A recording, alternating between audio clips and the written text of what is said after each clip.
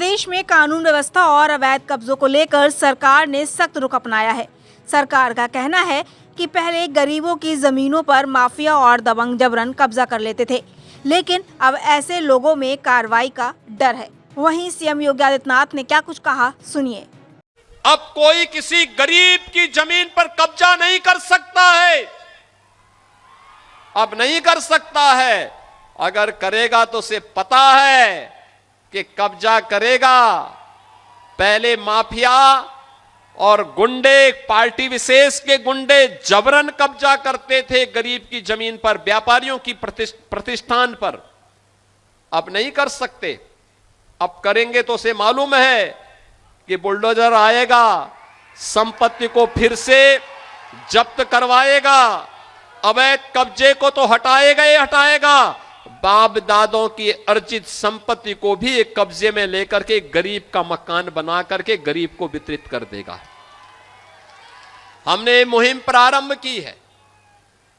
ये मुहिम प्रारंभ की है। प्रयागराज में बन चुका है, लखनऊ में बन चुका है, गोरखपुर में ऐसे आवास गरीबों के बन चुके हैं, अन्य जनपदों में भी तैयारी चल रही है, युद्ध स्तर पर चल रही है।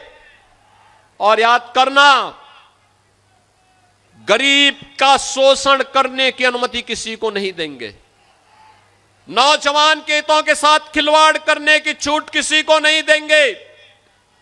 अन्नदाता किसानों के साथ शोषण करने और बहन बेटियों की इज्जत के साथ खिलवाड़ करने की छूट भी किसी को नहीं देंगे।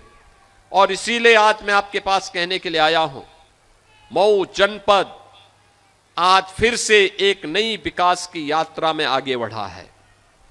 इस विकास यात्रा के 100 यात्री आपके सामने हैं। मैं तो मऊ के पड़ोस का ही रहने वाला हूं। हमारे लिए तो मऊ आंगन जैसा है। और याद करना, जब मैं केवल सांसद था तब भी यहां कोई संकट आता था तो कोई आए ना आए, लेकिन मैं दौड़ करके गोरखपुर से यहां आ जाता था। मैं तब भी आता था, तब भी हम लोग लड़ते थे यहां की लड़ाई को, क्योंकि मेरे लिए यह राजनीति से बढ़कर के था। और आज फिर मैं आपको आश्वस्त करने के लिए आया हूं। कोई सोचता था